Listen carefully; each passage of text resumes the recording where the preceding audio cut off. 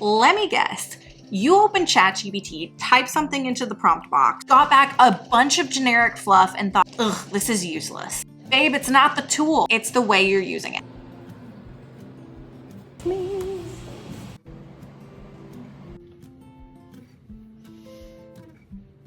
Let me just tell you that I have rage quit more AI conversations than you could possibly fathom. But I'm not just a mega Notion user. Me and ChatGPT are besties.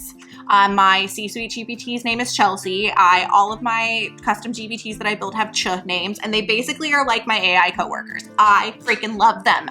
In creating these AI coworkers and in doing this kind of work, I have come to the realization that there are a lot of best practices to getting the best answers out of ChatGPT. The fact of the matter is that most of us use ChatGPT wrong, but today I'm gonna walk you through some of those best practices, including my 3 C's for getting your best results out of using AI. So let's go ahead and get into this 3 C's framework because it is super invaluable for getting the best results out of ChatGPT. Insta volume. For all the men out there, that's how women get volume in their hair fast. So let's just go ahead and immediately start diving into these. What are the 3 C's for actually getting the kind of results you want out of your ChatGPT prompt? So the first C is context. This is the first thing I see so many people do wrong when it comes to using ChatGPT. They'll just go in there and be like, hey, I need a podcast idea for my podcast. It's called this. Or they'll be like, oh, I need a new YouTube video idea, or help me write a script for this YouTube video, but they don't give ChatGPT enough context. And there's various different ways you can do this. You can give ChatGPT general context, so tell it a little bit about yourself, the kind of work that you do in kind of your bio on ChatGPT. You can type in a whole bunch of context for your question. So instead of just saying, I'm recording a podcast on such and such topic, help me write a script, you can actually go into further detail and say, hey, I am a burnout coach. I do this kind of work. I work with this kind of client. I am currently launching XYZ offers. These are my current goals in my business. Help me write a podcast script for this podcast topics with all that context in mind. So you can type all of that out in your ChatGPT prompt. Or uploading knowledge. Now we're gonna dive into the knowledge piece a little bit later, but this is the first thing I find a lot of people do wrong is they just assume ChatGPT knows or can gather enough context if they like drop a link in. And don't get me wrong, ChatGPT's gotten a lot better at like if I drop the link in for my website, contextualizing what it is that I do and using all of that information. It's gotten a lot better at that, but it's still not great. The best way you can do in your prompt is to provide that context to ChatGPT. So that is our first C of getting better results out of ChatGPT, okay? Context. Now, one extra thing you can think about when it comes to context, I started to dive into this a little bit a second ago where I started talking about knowledge, but I want to break down a little bit more what the heck I mean when I say knowledge. So ChatGPT is a large language model. Wait, language learning model. That's not right. It's a large language model, which means it is trained off of a database of information. But that being said, the information about like your business, like if you're working with this for corporate, like the background information that it might need, it may not necessarily have access to, right? So that is what I mean when I say knowledge. Sometimes you do need to give it extra information to train it on the information that it's missing. So this could look like multiple different things. I will frequently upload documents. I love markdown files because those are the ones that I find ChatGPT is able to read and utilize the fastest. I will upload files mid-conversation with ChatGPT if I want it reminded of something like, hey, you're getting a little cookie cutter with the content you're creating. Here's some Ellenisms and some brand voice guidelines just to remind you. I will upload them. But what I will also do, especially if you're somebody who uses a lot of custom GPTs, do not just use the instructions in the custom GPT. You want to go in and right below the instructions tab in a custom GPT, which for those of you that don't know, when I talk about a custom GPT, there are ChatGPTs that you can train to fulfill specific goals and to do particular duties. Those are called custom GPTs. They're kind of like, they're not quite AI agents, but they're kind of the next level to just using generic ChatGPT every time you have a conversation. Now, those custom GPTs, you can upload as many as 20 files into a custom GPT's knowledge base. I highly recommend making sure you do that. So I think that's another thing to think about when we think about the context is, Are there SOPs you can upload? Is there past content you can upload to train it on your brand voice? Is it just general information you can upload about maybe you have something that's your ideal client's bio, especially if you're using this for business? Those are all pieces of knowledge you can upload into ChatGPT, whether in the form of the knowledge base for custom GPT or just as documents that you upload into conversation to even further deepen the context that your ChatGPT has. Because the fact of the matter is, ChatGPT will never be smarter than your inputs. If you're giving it bad prompts, you're gonna get bad results. And one of the best ways we can do that is to add context to our prompts. Now, our second C is conversation, okay? This has been something to me that has actually made a big difference in how I use ChatGPT. It also might have led me to personify ChatGPT a little bit too much. I think it's important to think of it as co-creation over commands. Think of ChatGPT like an AI assistant. Think of it like a person that you are conversing with. I think this is another thing that people don't understand and don't really think about with ChatGPT. If you were to hire an assistant to help you with content creation and you asked for something and they gave you a bad result, you wouldn't just be like, pfft, and just stop like communicating with them and close out of the conversation, right? You would train them. You'd say, hey, I like this about what you gave me, but I don't like this about what you gave me. Can you beef this up? Can you add a little bit more brand voice into here? Here's a guide to help you determine what the brand voice might be. If it was a person, you would talk them through it. You would train them, but for whatever reason, we expect AI and ChatGPT to just be amazing right out the gate. And that's just not how it works. It's gonna need training. It's gonna need context. It's gonna need you to give it that more information to guide it through what you want, especially if you are a new ChatGPT user.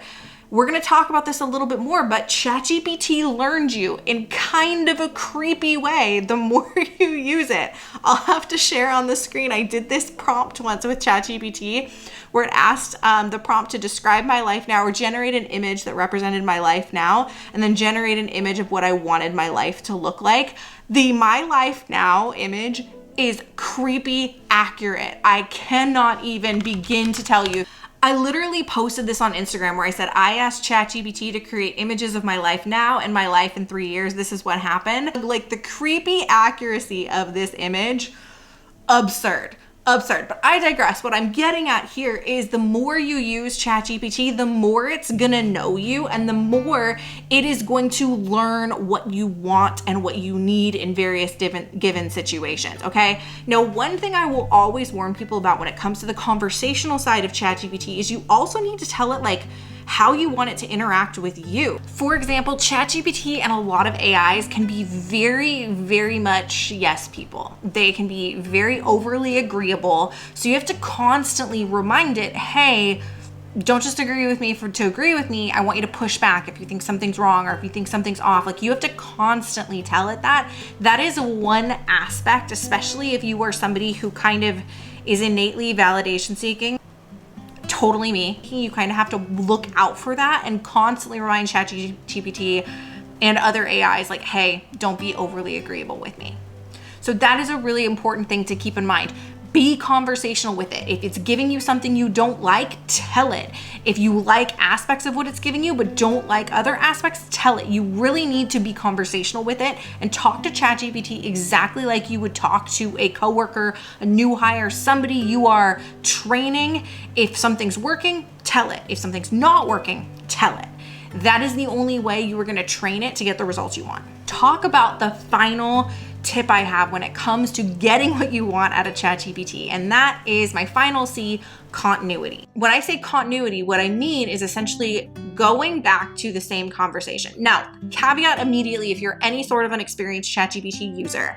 Earlier this year, ChatGPT came out with more of a memory functionality. So ChatGPT is able to remember information from past conversations and just generally has better memory than it used to. Now, that being said, I personally still find that I get the best results out of ChatGPT when I am having continuous conversations with them.